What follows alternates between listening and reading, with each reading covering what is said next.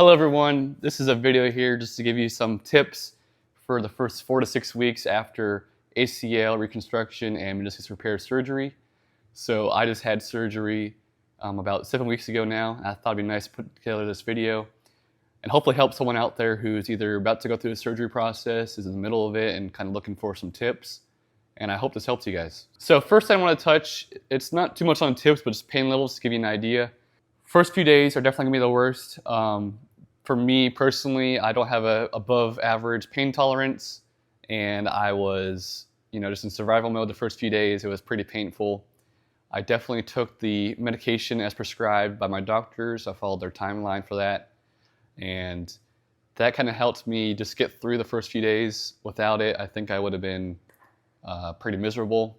It was already pretty difficult with the medicine, so I'd recommend just following your doctor's orders. If you're not really an above average pain tolerance person, just take it as scheduled. Even if you're not feeling bad, you have a nerve block right away out of surgery, things don't feel too bad, you're still kind of drugged up as well from the surgery medication, and you don't want to get too far behind on the pain. You want to kind of attack it ahead of time, because once you get past that stage where things start to wear off and you're not ready for that pain to kick in with the medication that you have at home, things start to feel pretty bad. So I'd recommend just getting on top of the pain medication for the first few days at least, and then start to kind of wean off it and stretch out your duration for your doses, or just cold turkey it altogether and get rid of it and switch to maybe Tylenol or whatever that your doctor tells you to take instead of the painkillers.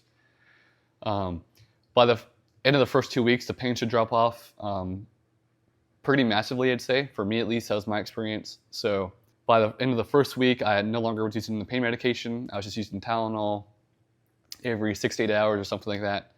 And then by the end of two weeks, I kind of started to wean off the Tylenol as well. Things were feeling pretty good at that point. Still was pain, but nothing like the first few days or even week. So by the end of the 2 weeks, hopefully the pain on your end is dropping off massively for you guys. And then I'd say by the end of week 4, you don't even think about the pain anymore. Of course, introducing new things at physical therapy and pushing your bending and range of motion could cause pain, but besides in the middle of those exercises and whatnot, the pain should be hopefully pretty much a figment of your imagination, hopefully gone for you guys. And that's kind of how it was on my end. Once you get further out from surgery, your doctors might tell you that you can use ibuprofen to kind of help reduce swelling. So that's another thing that you can think about as well. Just actually ask your doctors on that one. Elevation, compression, icing. So this kind of goes with pain in a way. Reducing your swelling will help reduce pain. It's not a one-to-one, I don't think, but I'm not a doctor. But I know for me, reducing the swelling was, a huge part of making my knee feel better and reducing that pain level as well. I think, after the first few days and week, the pain that you have, I felt like it was more so from like swelling and kind of like throbbing pains rather than there was any surgery incision type pains. You're still gonna have pain moments, but that's besides the point. So goal is to reduce swelling. Early on, you want to make sure you're elevating your leg, above your heart. So you want your knee above your heart to kind of help reduce swelling as much as possible. And if you're gonna be doing that really for any time, you typically want to have your leg as straight as possible. You want to be fully straight. I know getting back extension is a pretty difficult thing, so follow your doctor's guidelines on that one. They might want you to be locked straight. You might have bending allowed, but just work that extension early on as well. That's kind of a bonus tip on this slide here for you guys. I'm not a doctor, but I know from talking with my doctors, my physical therapists, other people that I know who are in the medical field, getting that extension early on is crucial, because the scar tissue that can form there is pretty hard to get past, and for some reason bending you can get back over time and work through some scar tissue, but extension is a different ballgame. So just make sure you're not bending your leg too much early on while elevating. So while you're elevating, you also want to do ankle pumps, so about 30 reps every hour at least. That's kind of like the standard, I believe.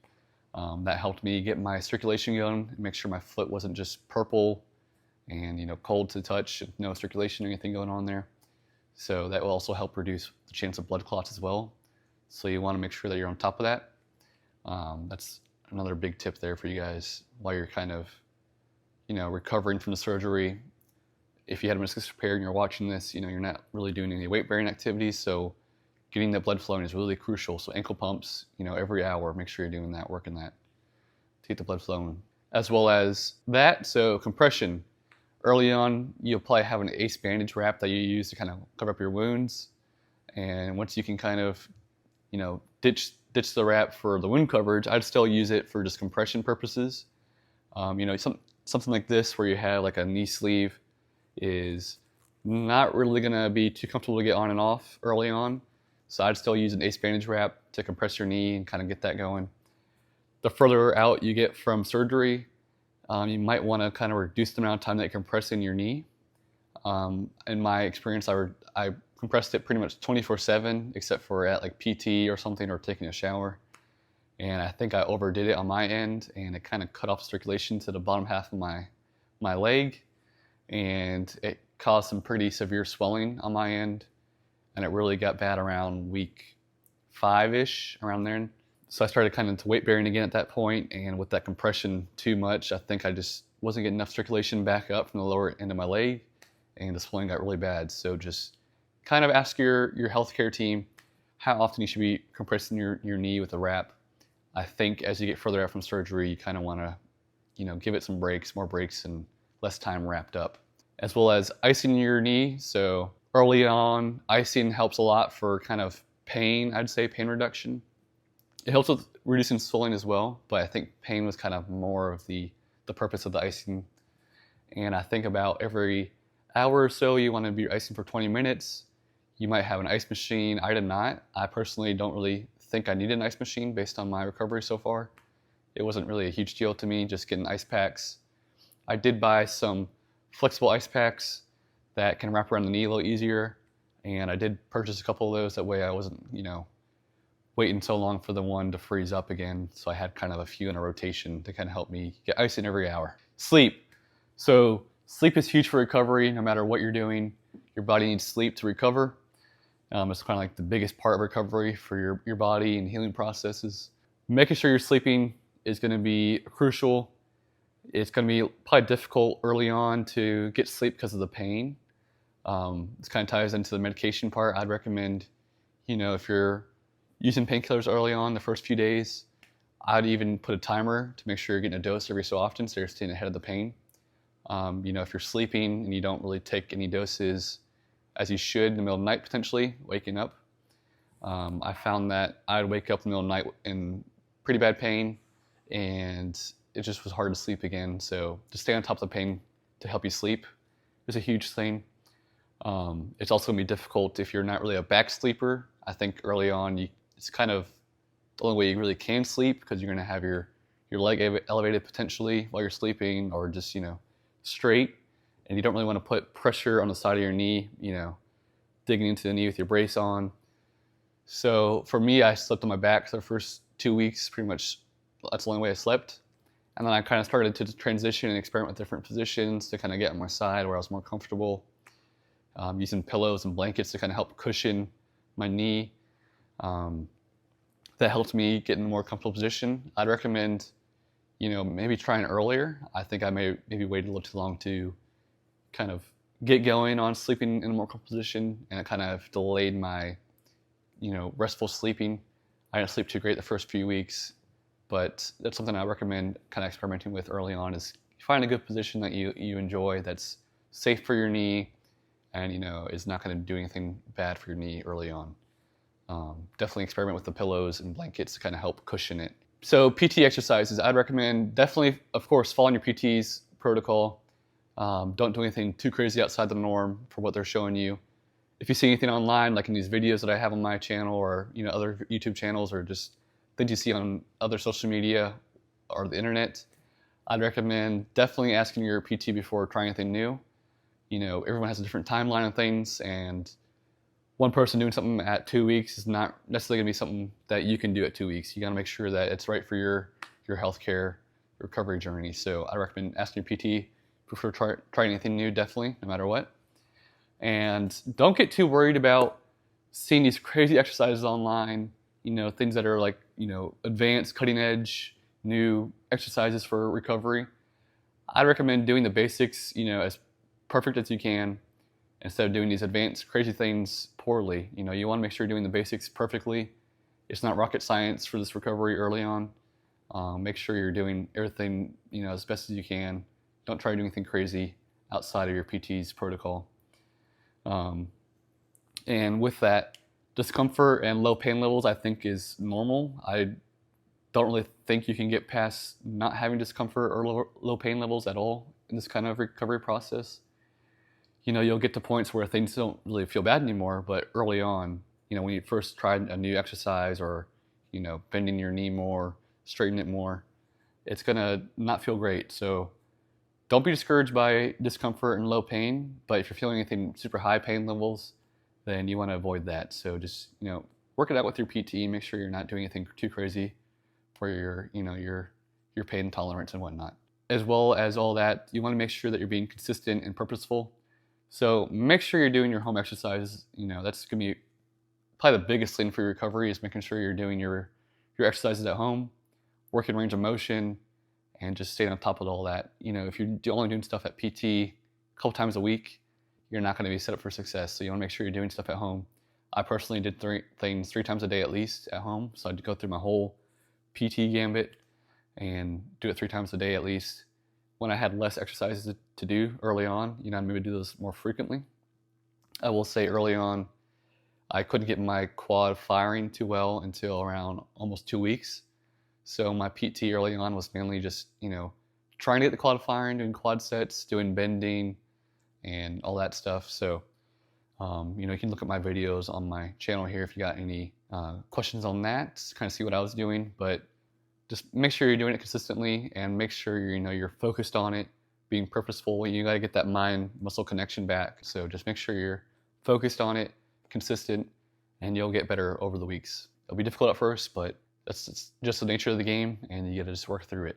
Everyday challenges. So right off the bat, you know, if you had this kind of surgery, you're not going to be weight bearing most likely, and you're going to be on crutches, you're going to have a straight leg most likely, locked straight, and it's just going to be a difficult time. So I'd recommend having someone around the house to help you. You know, if you don't have a significant other, if you don't live at home with your parents, if you're not younger, if you're older, I'd recommend having someone come stay with you for at least a week, maybe 2 weeks if you can at least, just to kind of help you get your bearings back with, you know, using crutches, figuring out how to do things around the house, and it'll just help you out immensely, because I can't imagine having gone through this process without my wife at home.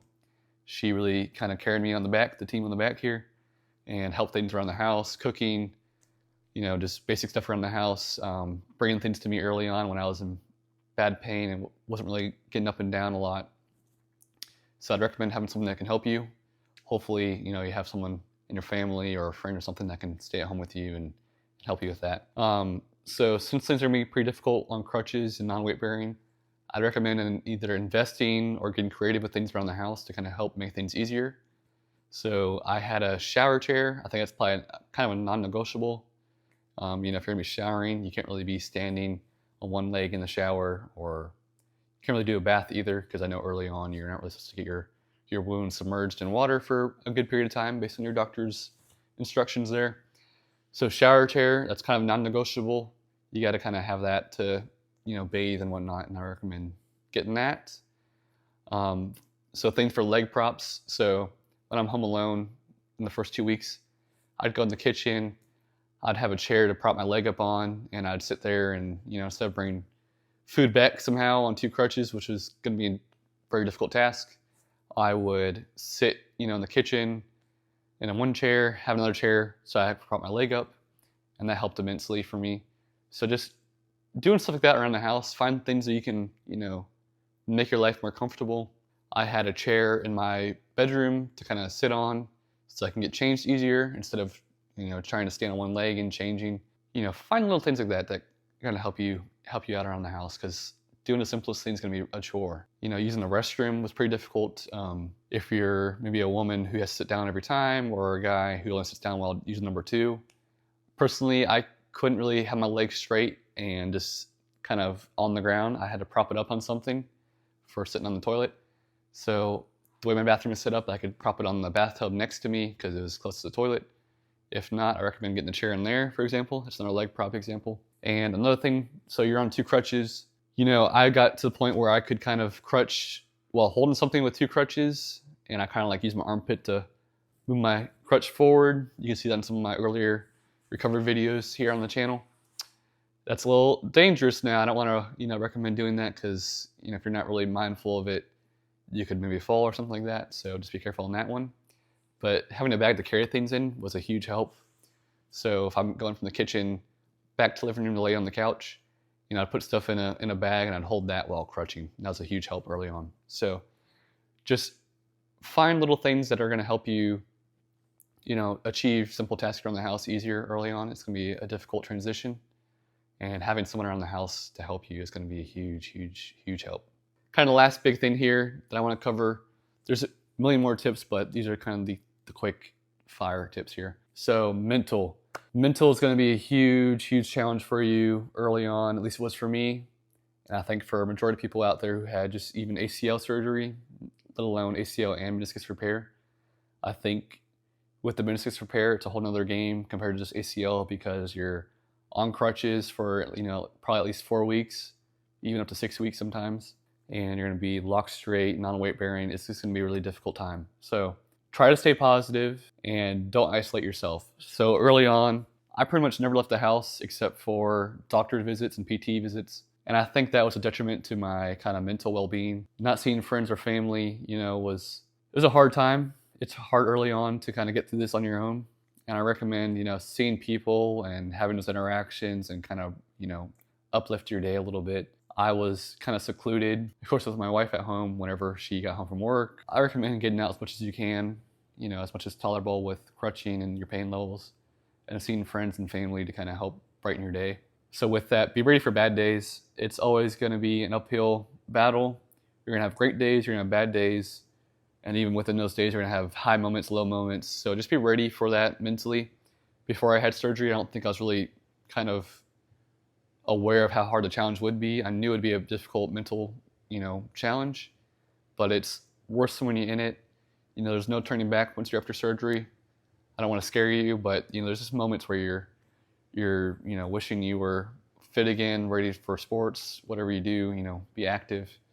And you got to battle this for the next few months. So just get ready for that rough, couple days that you might have, in the future. The first few weeks were definitely the hardest.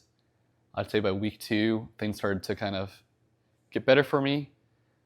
First week was definitely the hardest. Second week got better. It gets better as time goes on, but you're still gonna have challenges within those further out weeks.